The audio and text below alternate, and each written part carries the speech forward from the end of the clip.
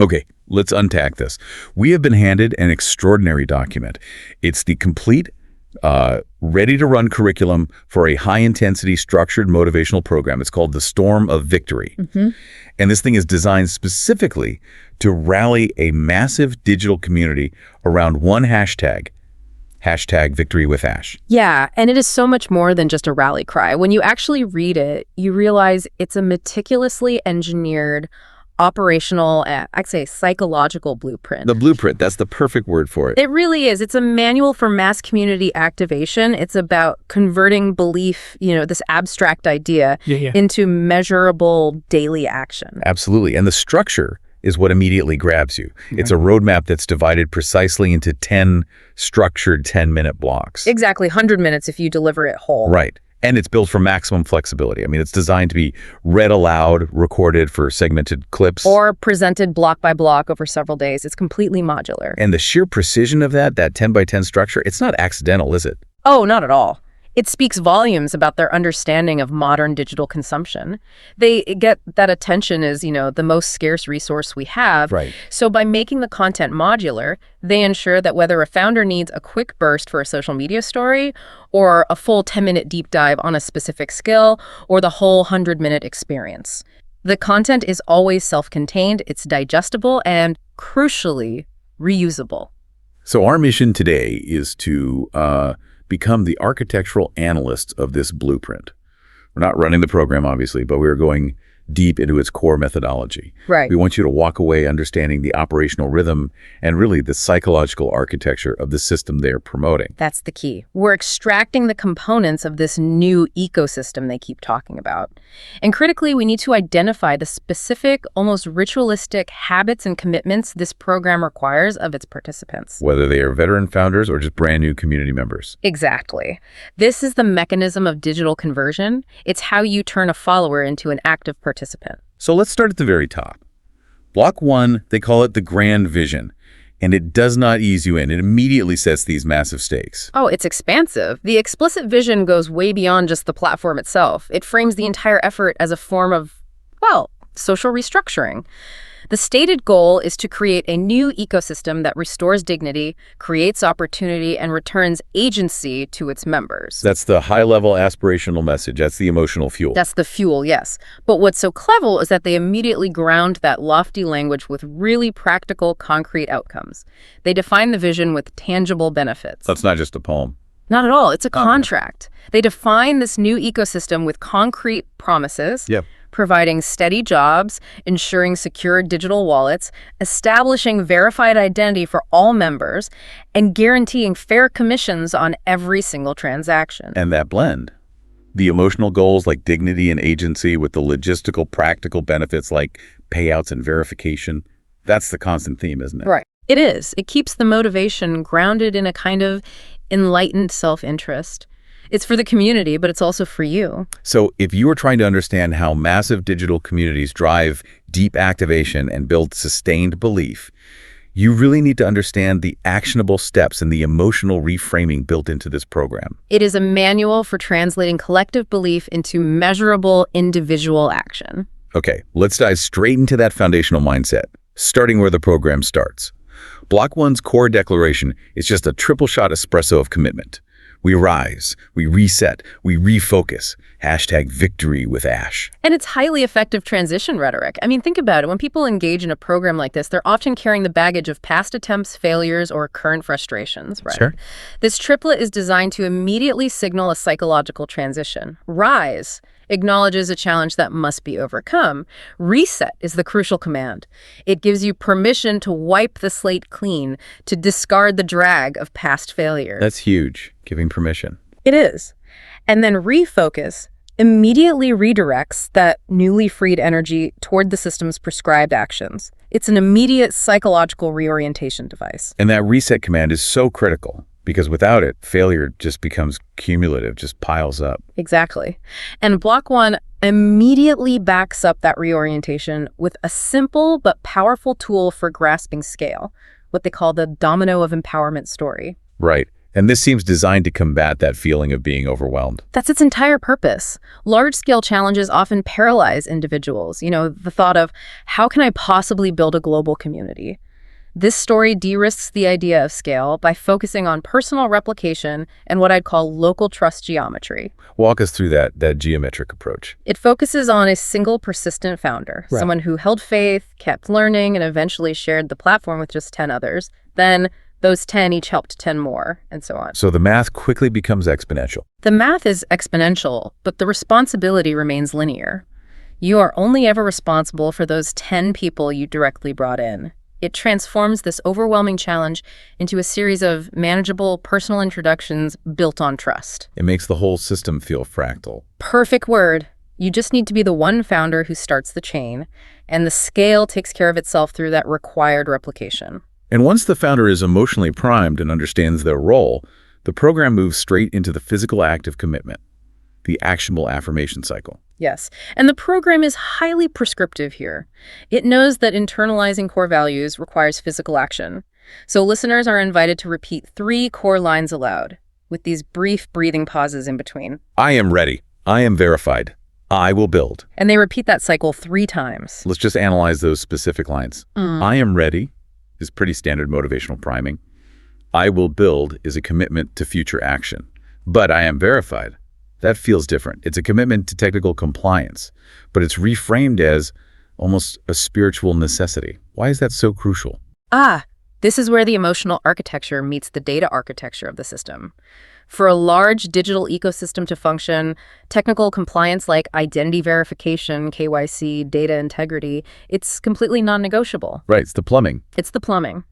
And by forcing the participant to repeat, I am verified, as an affirmation, they elevate a technical hurdle into a core emotional and ethical commitment. It ensures the founder views technical success not as a bureaucratic burden, but as a necessary component of their self-identity within this movement.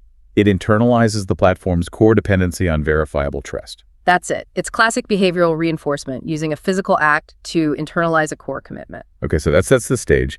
And then block 2 immediately tackles the inevitable psychological friction point, setbacks. The opener is reset as a choice. Choose the upgrade. I love that phrasing.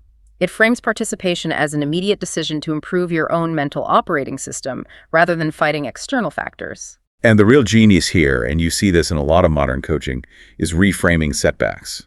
They're not personal failings or structural flaws, but simply neutral, valuable data. Exactly. If you don't succeed, the system doesn't say you failed. It says you need to upgrade your mindset by performing these very practical mental reframing steps. It's a mini troubleshooting guide for the human psyche. It's designed to bypass the shame and the emotional drag that comes with failure. And the steps are profoundly concrete, which makes the process of recovery transactional rather than emotional. It requires you to, 1, name the setback, 2, neutralize it, take away its emotional charge, and 3, plan one corrective micro-action. And that prevents stagnation, that the paralysis by analysis that happens when something goes wrong. It forces forward momentum. So if you failed verification because your document photo was poor, you don't dwell on your lack of skill or resources. You name it. Blurry photo. You neutralize the shame, and you plan the micro-action. Take a new photo in better light at noon tomorrow. It minimizes the emotional sink time. Precisely. It builds self-efficacy. You're building confidence by achieving these small, observable tasks. And to cement this, they include a short but very detailed guided visualization exercise. It's only about 3 minutes long. And I find this fascinating because the focus isn't on vague abundance, but on the emotional impact of technical success. This is so targeted. It's aimed at the logistical hurdles that typically cause people to drop off. Participants are instructed to imagine logging in successfully, completing verification without any errors, receiving that first confirmation notification. And feeling that sense of relief. Exactly. That specific sense of relief, validation, and possibility that follows. They're essentially preloading the positive emotional reward associated with mastering the required logistical hurdles. This is a psychological injection of future success to power you through the current diligence. You got it. And this connects directly to the microstory they use here. The person who failed verification once, but corrected a single small detail and then passed. Which underscores the value of diligence and just paying attention to detail. It tells the listener, Your inability to complete a task isn't because you're fundamentally incompetent. It's much more likely an easily correctable technical oversight. It reinforces that success is achievable through measured diligence and process correction, not random luck. And the affirmations for this block summarize that perfectly. I learn quickly, I correct fast, I win steady. It's very tactical. Okay, now let's jump to block 9 because it's dedicated to maintaining that mindset over the long haul. It addresses the emotional erosion that happens when the initial hype fades. Yeah. The opening line acknowledges it. Doubt is temporary, purpose is enduring. This is the program anticipating the inevitable: burnout, self-sabotage.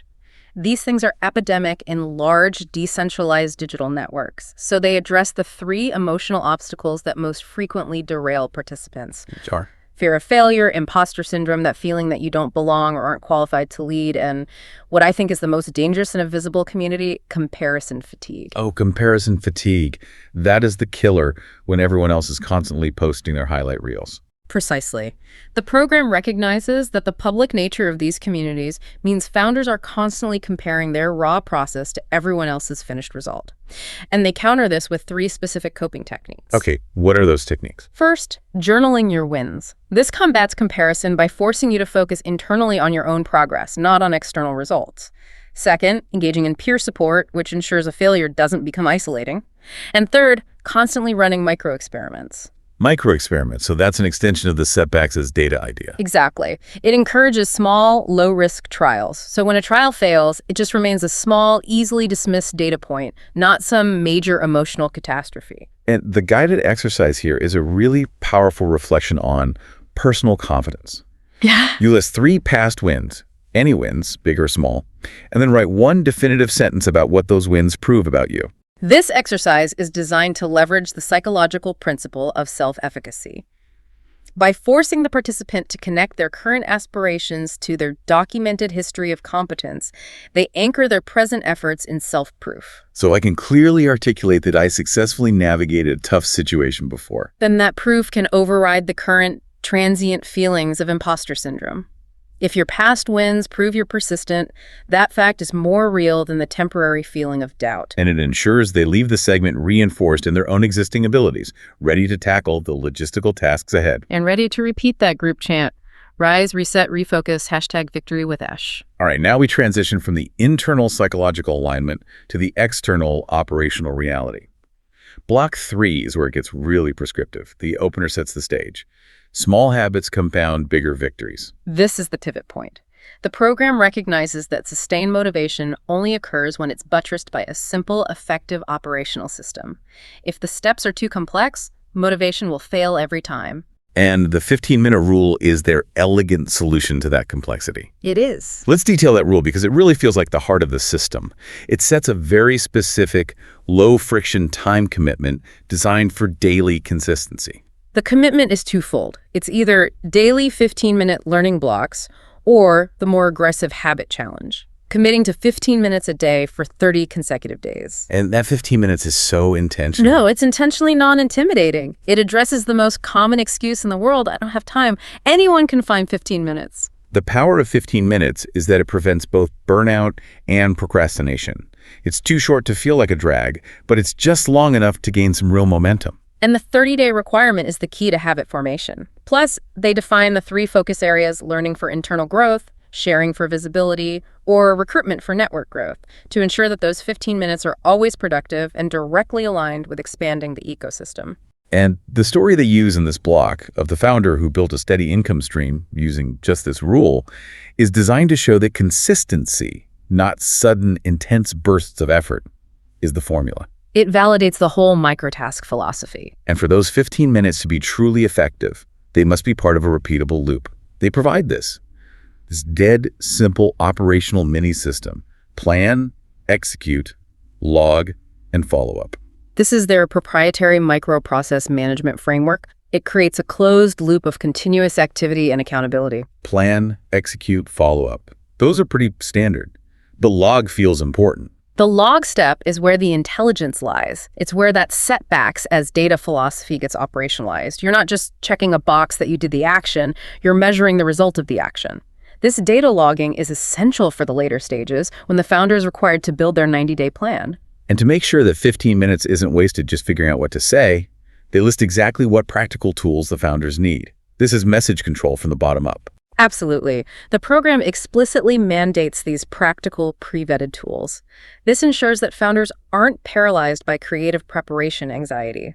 They get outreach scripts, referral message templates, and a simple tracking sheet. And by providing a sample script that is, concise, value-led, and not pushy. The program controls the network's message and ethical boundary. It ensures brand consistency and integrity from the micro level all the way up. Okay, so transitioning to block 4, the focus shifts from individual mechanics to the collective engine. The opening is powerful. One connection becomes a community. This is where they explicitly detail the math and ethics of community growth. Yeah, block 4 is the crucial lesson on the network effect. They explain that the potential relies entirely on referrals, on established trust networks, and consistent, value-driven communication. And for the visual learners, they use a clear, simple math example to illustrate that exponential potential. It's designed for quick mental arithmetic. The model shows that if one founder connects 3 people, and those 3 each connect 3 more, that's 9, and those 9 connect 3 more, that's 27, the network just balloons so quickly. It's a compelling, quantifiable incentive. It validates the effort you're putting into that 15-minute rule. It proves that the small daily task has a massive cumulative outcome. But I like that they emphasize working through those numbers slowly. Right. It counteracts the get-rich-quick mentality that they explicitly warn against later on. That slow progression is the ethical tempering mechanism. The math is simple, but the process has to be deliberate and trust-based. And to protect the integrity of that trust, they mandate these strict ethical principles for referral sharing. And these aren't suggestions, are they? Not at all. These are the non-negotiable pillars of the operation, designed to make the network resilient. The first 2 are honesty about the product and clarity about expectations. Pretty straightforward. But the third one, support after sign-up, that's where I see a potential friction point. How is that realistically enforced in a huge, decentralized network? Doesn't that just set up the leader for perpetual, unpaid customer service? That is the core trade-off, and the program frames it as the cost of building a resilient ecosystem. The third principle, support after sign-up, is the mechanism that transforms a transactional recruiter into a long-term mentor. So it makes the leader personally invested in the success of their referrals. It's the only way to build a stable, deep network rather than a wide, fragile one. It aligns financial incentives directly with ethical stewardship. Your future earnings depend on the success of the people you bring in. And they reinforce this by using a composite testimonial vignette. Yes, the story describes a community workshop that attracted 40 people and converted 8. And the focus is not on the big attendance number, the 40, which could lead to hype. But on the solid 20% conversion rate. Right. It grounds the potential in observable, repeatable success.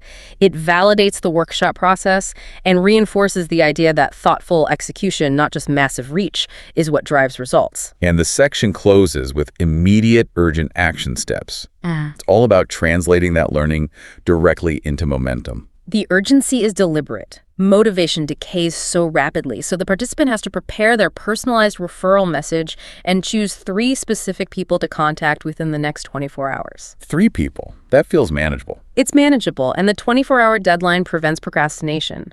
They even include a closing role-play exercise where participants practice their referral opening aloud, just to make that first high-stakes contact a little less intimidating. Okay, block 5.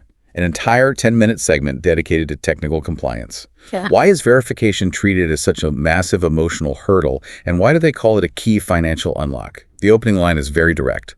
Verification unlocks trust and earning. Well, in any ecosystem based on digital identity and financial transactions, the technical compliance stuff, KYC, identity verification, multi-factor authentication, these are the points where users feel the most anxiety. It's where the highest drop-off rate happens. Because of complexity, fear of technical failure, and legitimate privacy concerns. So by giving verification its own 10-minute block, the program signals its paramount importance. It tries to normalize the process and dedicates real time to dismantling that technical anxiety. And they detail the 3 reasons why verification matters, making the why completely unavoidable for the participant. It's a trinity of necessity. Security is the first, protecting the user's assets and the system's integrity. Payouts is the second, linking a verified identity directly to the ability to legally earn and withdraw funds. And the third is legitimacy. which is critical for the long-term viability of the whole thing.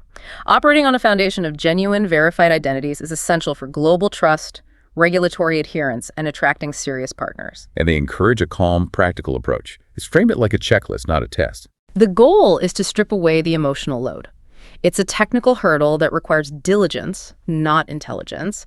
And crucially, they dedicate significant time to synthesizing common troubleshooting issues and providing clear fixes. Let's elaborate on those specific pitfalls they outline. This is vital detail for our listeners. They are highly specific. The common pitfalls are things like misspelled names, mismatched ID information, like using a nickname when your official document has your legal name. Happens all the time. All the time. And poor photo quality, blurry, bad lighting, incomplete frame. By detailing these, the program provides very precise, actionable guidance. It basically tells you, if you fail verification, it's overwhelmingly likely to be one of these 3 simple, correctable errors. Which drastically reduces that feeling of helplessness and technical intimidation. And they even recommend a specific preparation strategy to reduce anxiety before you even start the process. The recommendation is explicit. Build a verification checklist and keep secure copies of your documents ready. So it turns a confusing, intimidating process into a manageable, discrete project. Exactly. And the program anticipates the common questions about processing time, data security, resubmission rules, and answers them in a plain Q&A format. It's all about proactive support. And the plot closes by linking this technical requirement directly back to the founder's personal mantra. This is the key to internalization. The closing affirmation is another powerful example. I prepare, I submit, I confirm. By repeating this twice, they integrate the required logistical steps directly into the founder's self-talk. Successful verification is mentally framed as a core commitment achieved, not just a box you ticked. Okay, block 6 is where the rubber meets the digital road. It shifts the focus from personal diligence to public presence. And the open premise is that in this ecosystem, visibility is not optional. Visibility builds opportunity. Right. If you master the habits and you get verified but you remain invisible, you can't effectively participate in the network effect. So this block gives founders simple, high-leverage strategies to maintain a continuous, engaging presence without demanding the resources of, a professional content studio. It's a content strategy for the busy community builder. That's a great way to put it. They break down content creation into 3 types, which creates a balanced output schedule. And those 3 types manage consistency and depth. First, you have daily short updates, just maintaining omnipresence and momentum. Second, weekly value posts. These demonstrate expertise or offer deeper insights. And third, ritualized shows, like a 10-minute weekly update call. That creates anticipation and habit among their followers. It institutionalizes the founder's voice. Right. This structured mix ensures they are always relevant and never scrambling for ideas. Let's zoom in on the specific practical advice they offer here, the repurposing tip. That seems like a direct strategy against creator burnout. It is the single most critical tip for content longevity.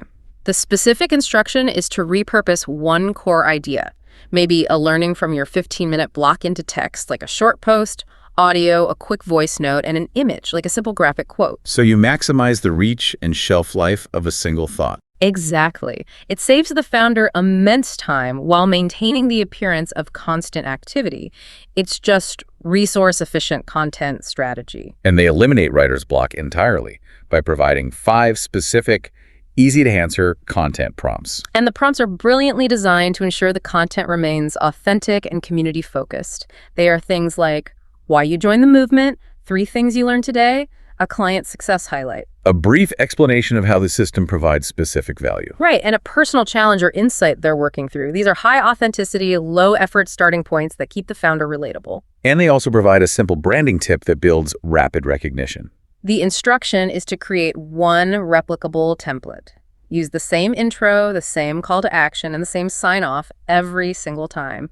This consistency builds immediate brand recognition and ensures every piece of content subtly directs the listener to the next desired action. So Block 7 then takes us into the deeper organizational principle required for network stability. Leadership defined as stewardship. The opener is really firm and countercultural. Leaders serve first. This flips the traditional hierarchy of power. In this ecosystem, leadership is explicitly defined not by rank or title, but by demonstrable action and utility to others. Stewardship means showing up consistently, actively listening, protecting newcomers. And constantly modeling the prescribed processes, the 15-minute rule, the verification steps, all of it. Exactly. You're acting as an organizational shock absorber, making the process smoother and safer for those coming in behind you. They even provide a simple onboarding checklist for leaders to use.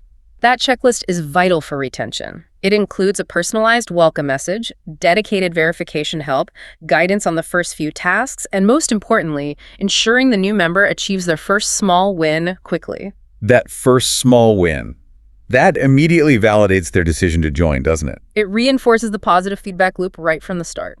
And they use a powerful story in this block to reinforce that leadership is about patience and interpersonal connection, not just salesmanship. Yes, the story of the local leader whose patience turns skeptical people into active contributors. It highlights empathy and consistency as core virtues.